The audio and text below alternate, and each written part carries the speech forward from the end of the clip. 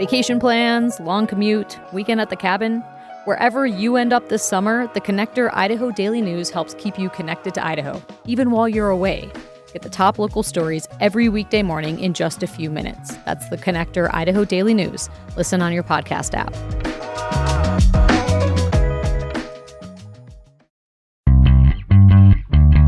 From the studios of Boise State Public Radio, I'm George Prentice, filling in for Gemma Gaudet. And today it is time for our Reporter Roundtable, and our panel includes Logan Ramsey, reporter at eastidahonews.com, Emily Carmela Nelson, editor-in-chief at The Arbiter at Boise State University, Hadia Tariq, Boise reporter with the Idaho Press, James Dawson with Boise State Public Radio News, and Nicole Blanchard is here with the Idaho Statesman. This is that awkward moment when everyone gets to talk over one another, and I say, hello, everyone.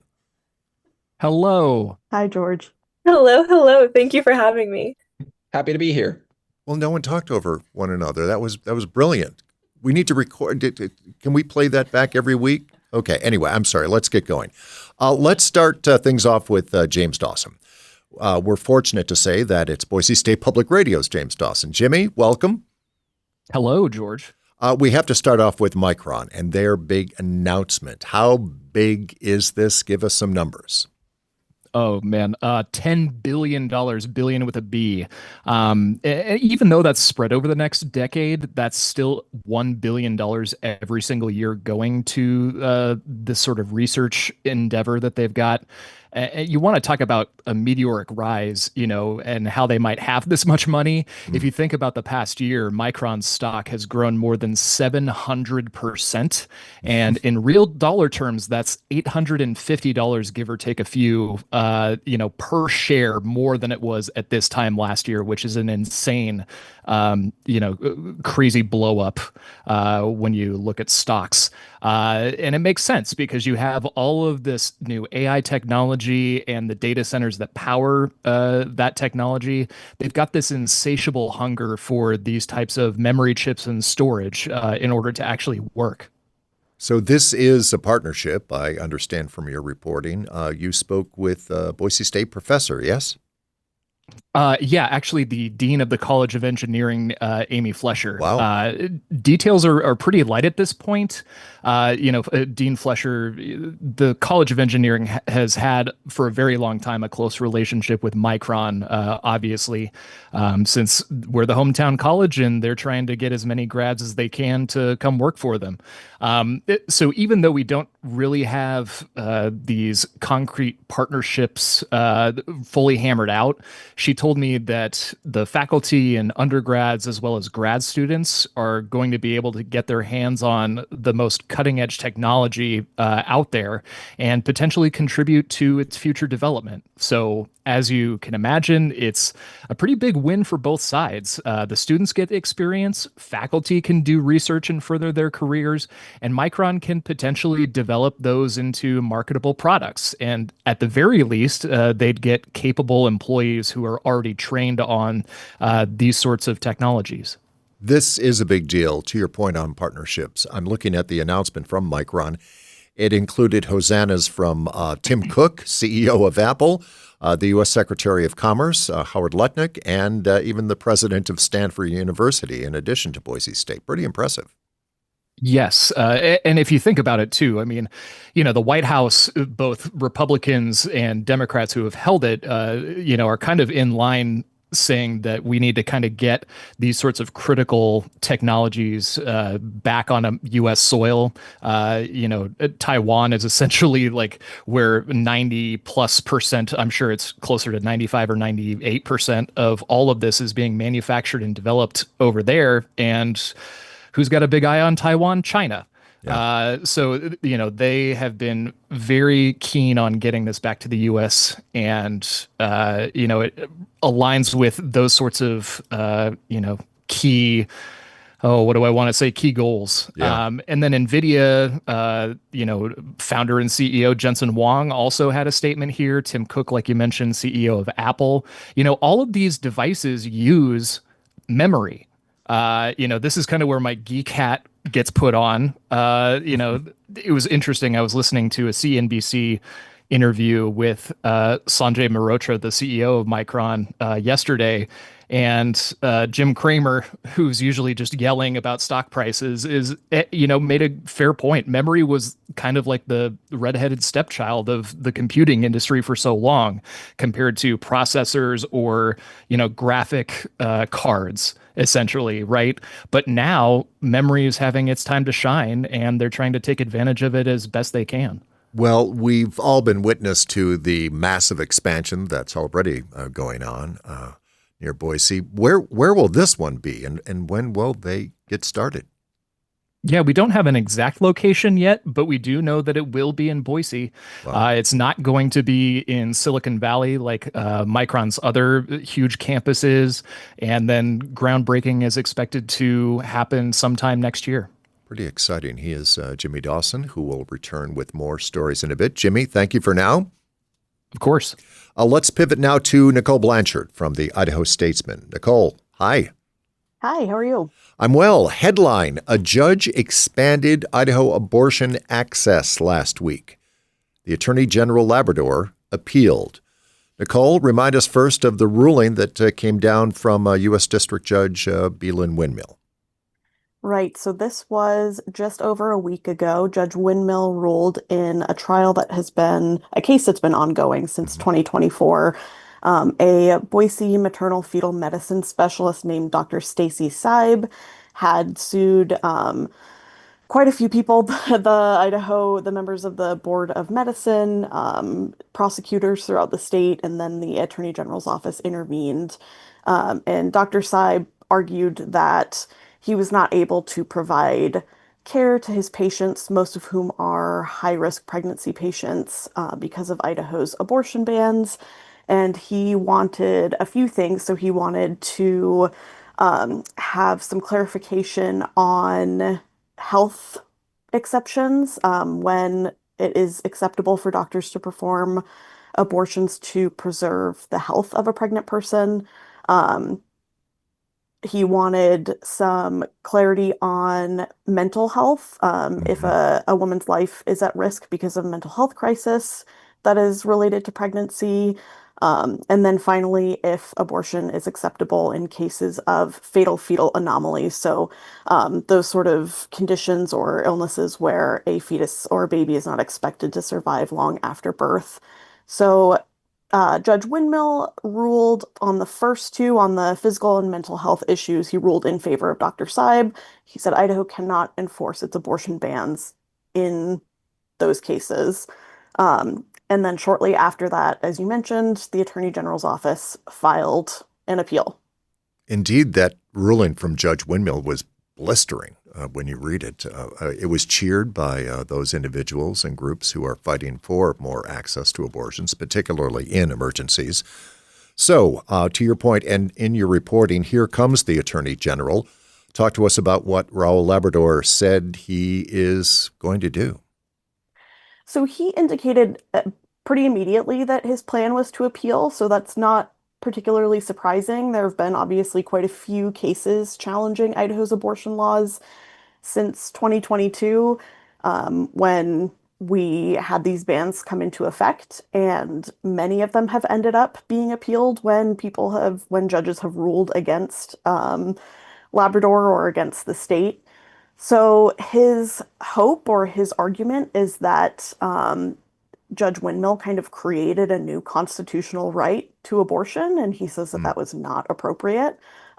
He says that the U.S. Supreme Court Dobbs decision that overturned Roe v. Wade in 2022 should kind of supersede all of this, and that that Windmill was kind of legislating from the bench. And so that has been his appeal to the Ninth Circuit Court of Appeals, which is what Idaho falls within. So the Ninth Circuit has acknowledged, yes, we got your notice of appeal.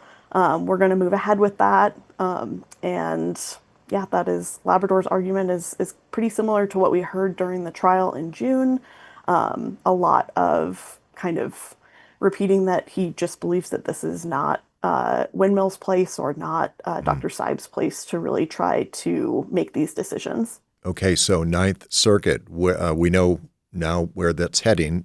Do we have any date or dates on the calendar that you'll be looking at? Yeah, absolutely. So the biggest or the most interesting date that we're going to come to first is probably going to be November 10th is when the Attorney General's first brief is due. So that's going to be their argument. And then 1 month later, Dr. Seib's attorneys will have to have their return brief. So then we'll have kind of a better idea of what arguments are being made, but it's not really clear when things will move forward after that. Some of this stuff can take, as I'm sure you're aware, quite a Yep. while to move along. But give us that date one more time, November. November 10th. Okay, we'll be looking for your reporting on that, Nicole. We're Thank you. looking to join. We're looking for you to join us a little later in the program. Nicole Blanchard from the Idaho Statesman. Nicole, thank you. Right now, we're very pleased to bring in Emily Carmela Nelson, editor-in-chief at the Arbiter. Emily, welcome. Thank you so much for having me, George. Glad that you're joining us. So school at Boise State hasn't started just yet, I don't think, but you and your colleagues, you've been quite busy on campus already, yes? Yes, over the past 2 weeks, we've been meeting, we've been preparing for our first issue of the Arbiter that'll be coming out on Thursday next week, the first week of school. We're also posting online daily on our website, so we're getting ready to get in the full swing of that. So our reporters have been very busy in the newsroom getting ready for the school year to start. Well, we understand a big part of that first issue is an interview with Boise State's new president, and I have to hear all about this. Yes, absolutely. So I was lucky enough to sit down with Dr. Hahn at the end of July when he came and officially moved over to Boise. One of the biggest things that stood out in my conversation with Hahn is how strongly he believes in finding common ground. In his presidency, he really views himself as a connector in the university as a system, a thought process he accredits to his extensive engineering background. Hmm. And that mindset seems to be extending across all facets of the university with students, with faculty, with researchers, donors, and especially the state. And that ended up being one of the primary focuses of our conversation. Throughout the search, a few students expressed to the Arbiter that they were afraid they were losing an advocate when Trump stepped down in 2025. But when Hahn and I discussed the tension between the university and the legislature during Trump's tenure, he said he hadn't studied those disagreements closely enough to say, in his words, what went wrong.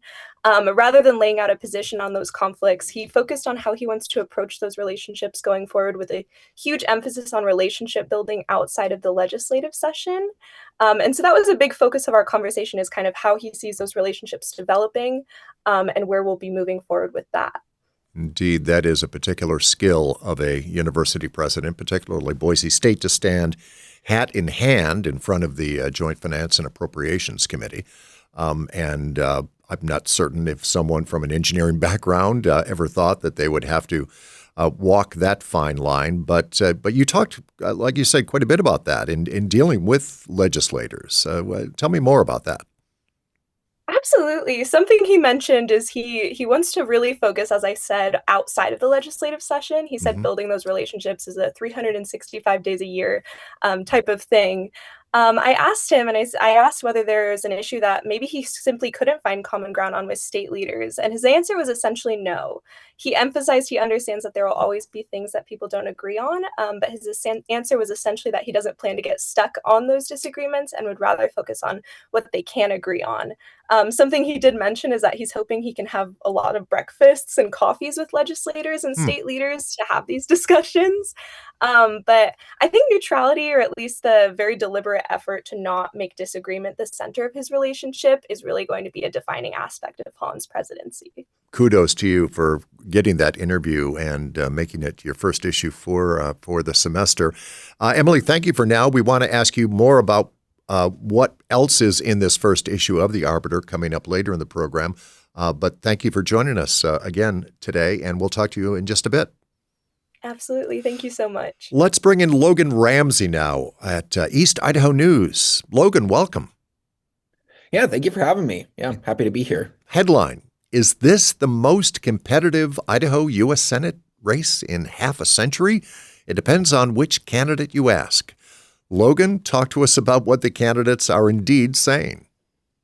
Yeah, well, I mean, you could probably, I mean, if you think about it for a sec, you could probably guess what the two candidates are saying. Where former State Representative Todd Achilles, he says that this race is competitive, and Senator Jim Risch says that it's not. He doesn't really see this race as any different than the elections that he's had in the past. At least that's what he told me when I talked with him. And Achilles, I think he feels good about his chances. I think that he's confident about that. We talked a little bit about that too when I interviewed him for this story. Indeed, it's quite interesting dynamics because, as we know, the Republican candidate has pretty much just stepped aside. I'm sorry, the Democratic candidate. I'm sorry, the Republican candidate for certain is Senator Risch. I'm sorry, the Democratic candidate has basically stepped aside for Mr. Achilles.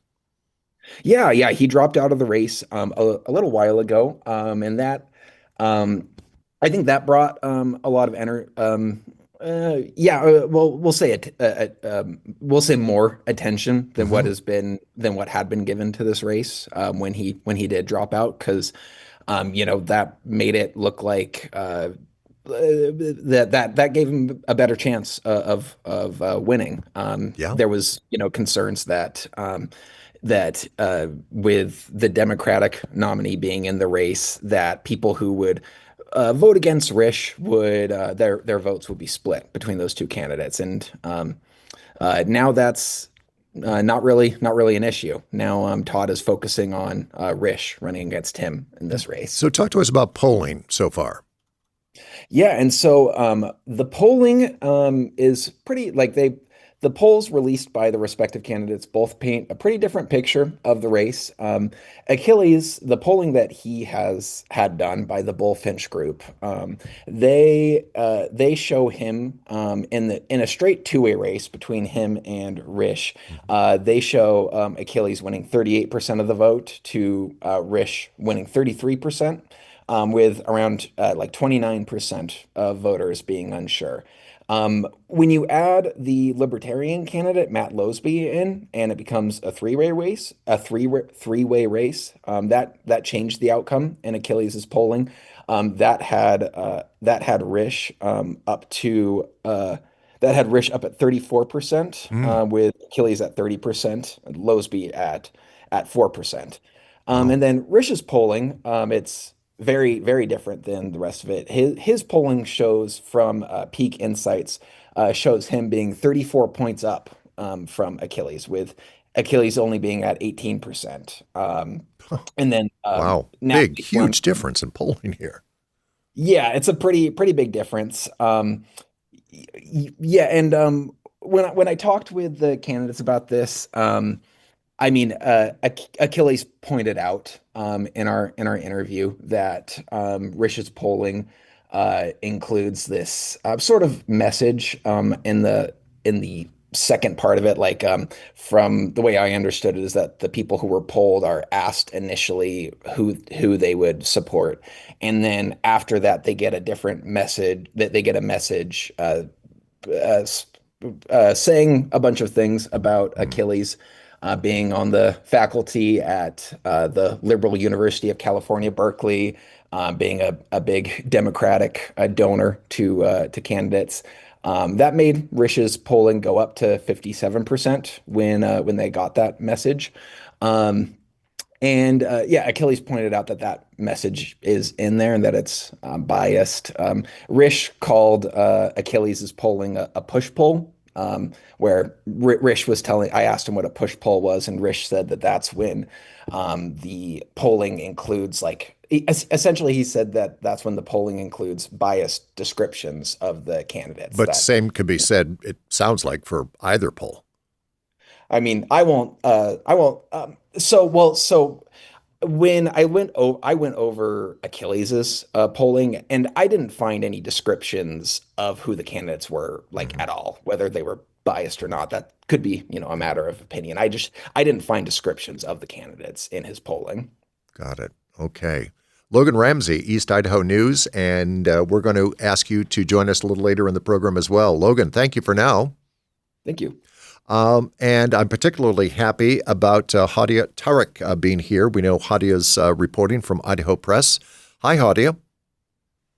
Hey, George, thanks for having me. You bet. Headline: Boise's Sherwood Apartments dedicated to unhoused families. Up top, tell us about Sherwood Apartments. Yeah, so the Sherwood Apartments is one of Boise's newest affordable housing projects. This is in like the Lusk district on the edge of downtown. It will be the first in the state to be solely dedicated to unhoused families. It's a $18 million project. It's estimated to be completed in 2028, and it's coming along like in line with the city's prioritization of providing affordable housing or housing for folks exiting homelessness. The project was made possible by a variety of investments, including a $8 million forgivable loan that the city was able to acquire. And this project is pretty unique because of the services that are going to be at Sherwood. So talk to us about the partners. Yeah, so not only is this the first development to only focus on homeless families, but there will also be resources provided on site. This includes medical care from Terry Riley, daycare services, and other resources meant for parents that are living there. This is a first for Catch. Catch is a local homelessness organization. Their mission is to end homelessness, and they're used to connecting clients with resources, but transportation is always a challenge. So speaking with them, they're quite excited to be able to have in-house resources for people living there. I've been told most of these families tend to be single parent households, and in addition to that, most parents are working.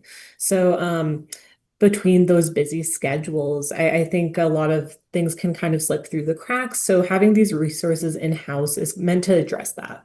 It's pretty exciting, actually. By the way, we talk about affordable housing all the time. In your article, you've got some stunning numbers on the average monthly rent. What can you share with us? Yeah, I think many residents in the Treasure Valley can feel the strain of rising rent prices, but to actually see the numbers really solidifies it. So, according to data from Catch, this is based on Ada County's average rental costs. These costs have doubled since 2016. And for example, from 2019 to 2021, average monthly rent increased by nearly $200 a month. From 2021 to 2023, rent increased over $300. And Mm. as of 2025, the average rent in the county is $1,300. This compares back to 2016 when it was around $600. So these numbers are pretty, $1,300? Wow, average. yeah, the numbers are pretty staggering. Wow. Hadia, thank you for that reporting, and we're going to ask you to join us in just a bit as well. For now, thank you. We're going to bring back Nicole right now, back to our broadcast. Hi, Nicole. Hi. A headline: Idaho hunting guides pleaded guilty to illegal cougar kills. They won't see prison. Nicole, when and where did this happen? So the illegal hunts took place in late 2021 and 2022, and they were in eastern Idaho and parts of western Wyoming, so the Caribou Targhee and Bridger Teton National Forests. And what did the hunters kill? So they confessed to about a dozen mountain lion kills, the majority of which took place in Idaho. And it's kind of an interesting situation. They were charged federally, but they also broke state laws. And I'm happy to kind of delve into that if Yes, you're please. you're ready Yes. to get into it. Yeah. So in Idaho, you have to be licensed to be a hunting guide, and you also have to operate under a licensed outfitter. And so all three of these folks were there were three of them. Two of them have been sentenced thus far. One is still awaiting sentencing.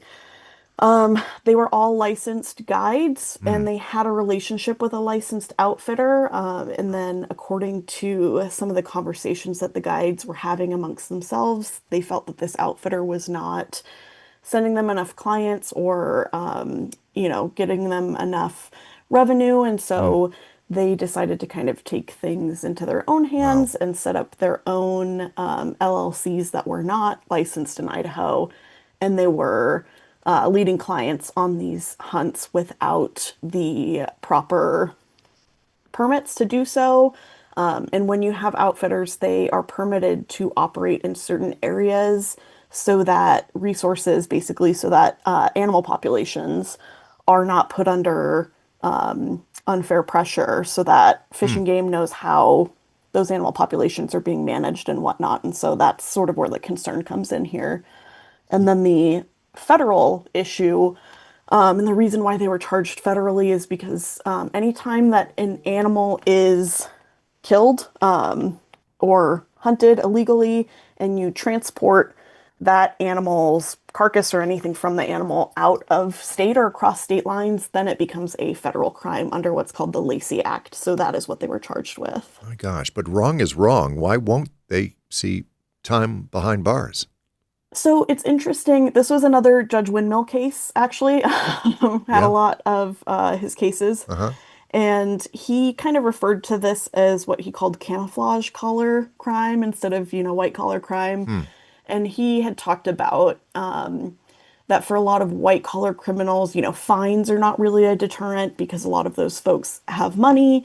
And so prison is really a deterrent for white collar crime. And his reasoning for sentencing two of these folks to probation, he also sentenced them, and as part of their guilty plea agreements, they agreed for 5 and 4 year hunting bans where they're forbidden from hunting anywhere in the world. And so Windmill's reasoning was that, for these folks, hunting is not only a livelihood, but it's also just a pastime and a way of life and something that they care deeply about. And so losing that privilege and that opportunity would be a punishment that would probably hit them harder than prison time or more fines, which they do face some pretty hefty fines on top of the bans that they are going to be dealing with. But 5 and 4 year hunting bans. What was the analysis or the thinking of the assistant U.S. attorney who was prosecuting this case? He agreed. So he spoke a little bit at the sentencing, and he said that his recommendation was also probation. He said that these folks had been law-abiding citizens their whole lives. And I think that his hope was that this would kind of raise more awareness for people in that community and for other guides that perhaps know these folks, that they have to comply with these regulations, and that there are potentially, bigger things at play than just the state permit, that there are federal violations, and that it is these folks' responsibility to be aware of the Lacey Act and how their actions could potentially violate that. Indeed, more awareness, primarily through your reporting. Nicole Blanchard from the Idaho Statesman. Nicole, thank you so very much. Thank you, George. Let's reintroduce James Dawson from Boise State Public Radio. Hi, Jimmy. Hey, I'm back.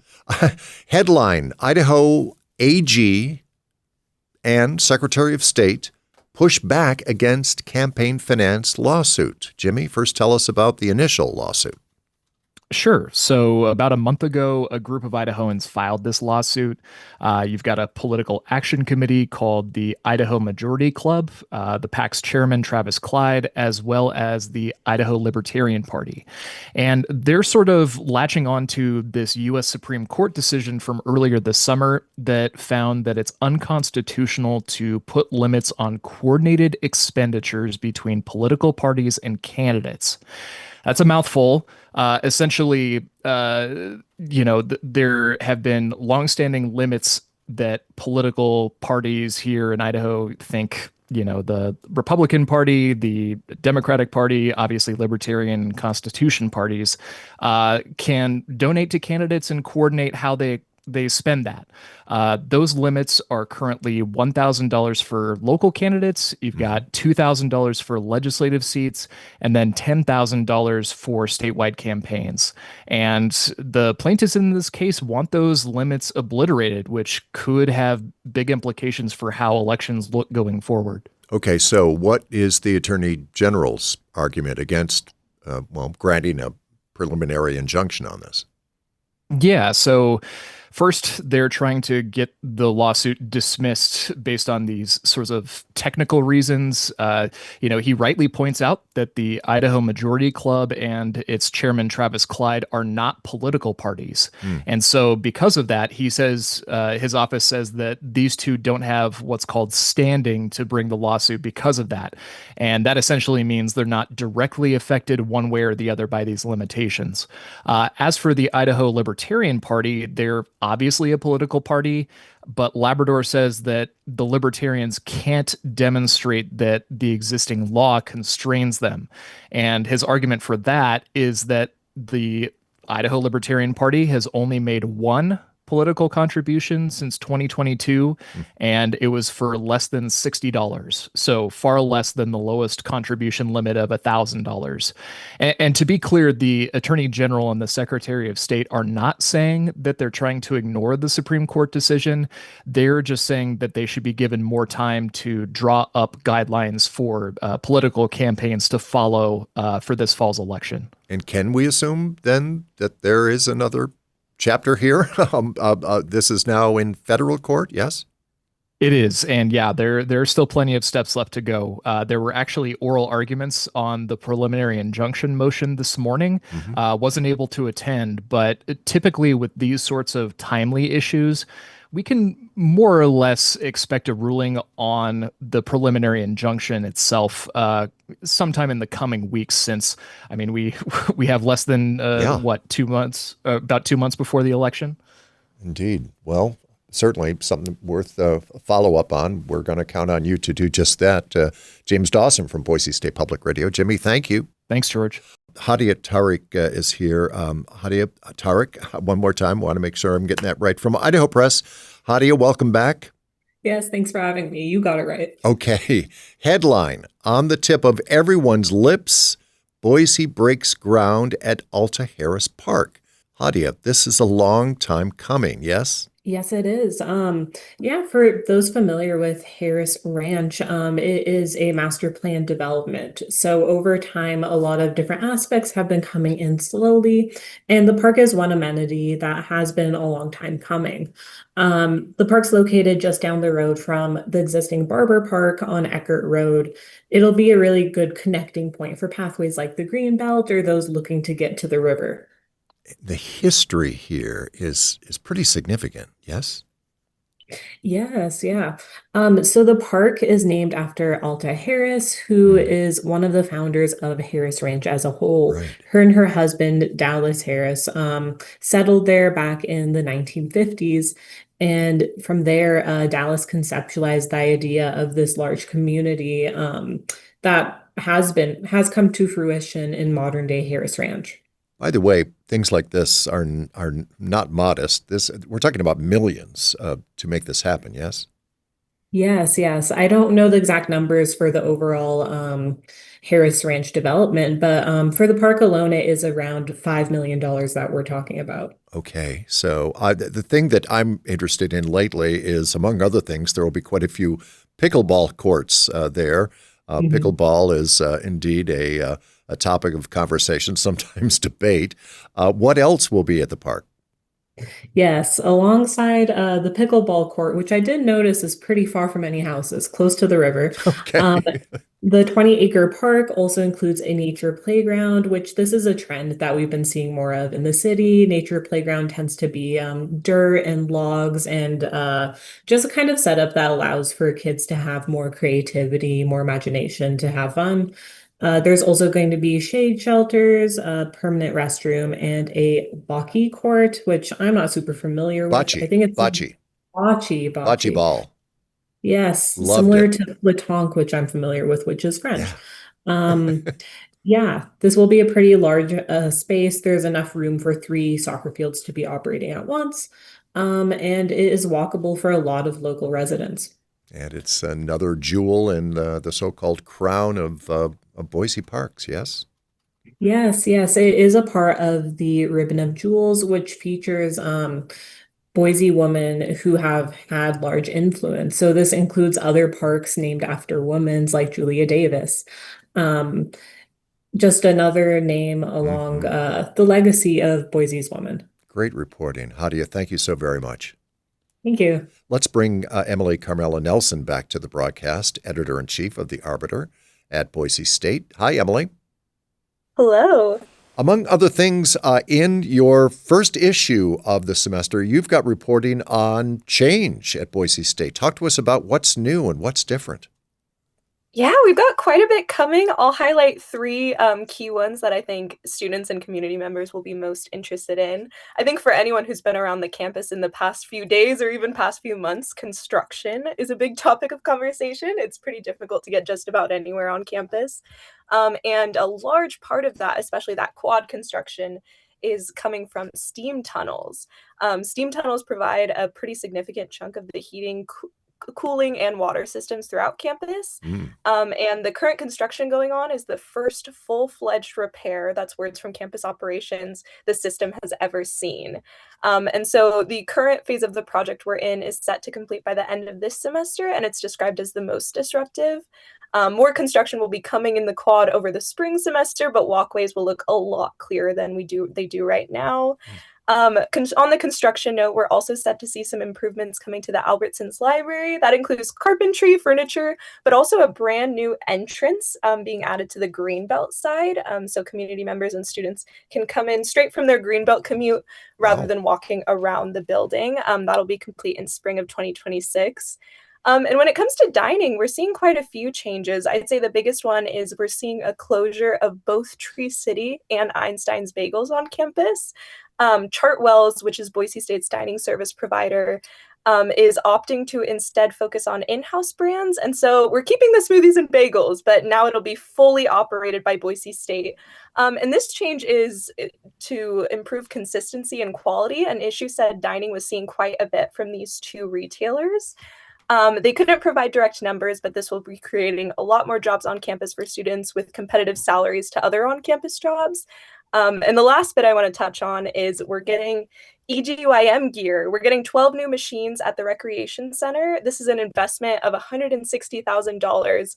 And the main idea is to kind of take away the intimidation or knowledge barrier that comes with going to the gym sometimes. It uses software they call Genius AI that will create a profile for you based off your weight and height and create personalized workouts for students. So I'll be interested in seeing how folks on campus respond to those new machines coming to the rec. So interesting. What else is in your issue? Yeah, we're also doing a lot of sports coverage. Our sports editor, Jake Zamora, he's got a story coming out this weekend on the football camp. It looks like it's set up to be an exciting year entering the Pac-12. And on the note of coming to the Pac-12, it's kind of been news on everybody's radar. But we also are seeing a deficit in athletics funding. This is coming from athlete revenue sharing as well as our transition to the Pac-12. So we're currently doing some reporting on kind of what the implications of that will be. It's been a very expensive year changing the turf, rebranding everything. So I'm interested to see how that will play out. Great stuff. Emily Carmela Nelson is editor-in-chief at The Arbiter. Emily, thank you so very much for joining us. Absolutely. Thank you for having me. I wanted to leave a good amount of time for our final conversation with Logan Ramsey from East Idaho News. Logan, welcome back. Oh, it's been too long. Okay. Headline: Are they worth it? City Council discusses flock cameras after public outcry. Oh my goodness. Flock cameras. I have to assume that they are in and around Pocatello, yes? Yeah, they are. So there are in the Pocatello Metro Standard area, there are 46 total flock cameras. 36 of them are within the city limits, but there's stuff in Bannock County and in Chubbuck. So yeah, over 40. And something I wanted to mention too is that when I talked to the police about this, in addition to the two flock cameras that were knocked down allegedly by an individual whose name escapes me at the moment, who allegedly hit them with his truck. There's also 14 other instances of the flock cameras getting vandalized in some way, whether that's like pointing the camera up in the air and so that it's not facing the road like it's supposed to, or like damaging the wiring, and in some cases where they had to be replaced. And this is in addition to public outcry, yes? Yeah. There's there's a lot of conversation about it. Like I found there was a post on the Life in Pocatello page of the two cameras that were knocked down, and I found that the majority of people who were commenting on there were expressing support in some way for for the cameras being knocked down, and really mostly in my read on it initially was like in kind of a tongue-in-cheek way, like people are joking around and having fun. But I had other people kind of push back on that characterization and they take it more seriously. But yeah, there's public outcry and backlash to say the least. And I've been seeing quite a bit about, and I want to make certain I have that right, is I think it's DFLOC, Yeah. you can go to a website and get real-time measurements and spots where these flock cameras are. Yes, they have it like a kind of like a works like Google Maps kind of where it just shows you where the flock cameras are on your map. Okay, so the council had questions. They brought who to either defend or to put specifics on flock cameras? Yeah, so they had three like leadership staff in the Pocatello Police Department speak with the council. And they also had a flock representative there with them answering questions as well. Yeah, and they started out by kind of talking about like they started out by kind of addressing some of the misconceptions around flock cameras, like particularly that they aren't utilizing facial recognition technology, and that they're not like looking at who the person is like inside the vehicle, among some other things. But yeah, they went and appeared before the city council and talked to them about that. Indeed, it's a must read. Real quick, Logan, I have to assume flock cameras aren't going away anytime soon. I'd say that's probably an accurate guess. The council members were skeptical of flock. Councilmember Hayden Paulson he voted against it initially. He's stayed consistently against flock cameras and worries about how they could be used to violate people's civil liberties. The other council members kind of range in like how skeptical they are of flock, and the meeting essentially ended on a note of like, we need more information from you guys on how useful this is for like fighting crime in the city and keeping people safe. Great stuff. It's a must read. Logan Ramsey, thank you so very much. Thank you. I want to thank all of our great reporters who made up our Reporter Roundtable today, including Logan and also Emily Carmela Nelson, editor-in-chief of The Arbiter at Boise State, Hadia Tarek, Boise reporter with the Idaho Press, Jimmy Dawson with Boise State Public Radio News, and Nicole Blanchard with the Idaho Statesman. You can revisit all of this at our website, boisestatepublicradio.org. Thank you for joining us. And that'll do it for this episode of Idaho Matters. Make sure you check out our podcast feed because you can find more episodes of topics that might be interesting to you. And for more local news and headlines, make sure you subscribe to the Connector podcast. Are you subscribed to this Idaho Matters podcast yet? Make sure you're following so you never miss an episode.